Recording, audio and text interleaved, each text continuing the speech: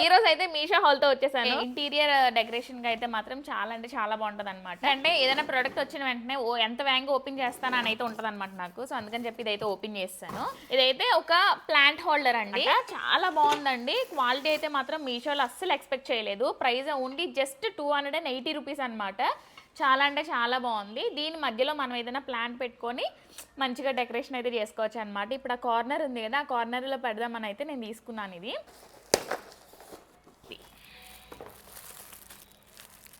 మనకి ఈ హైట్ అయితే వచ్చిందనమాట. బాగానే ఉంది, పర్వాలేదు. మొత్తం సెట్ చేసిన తర్వాత ఎలా ఉంటుందో చూపిస్తాను నేను మీకు.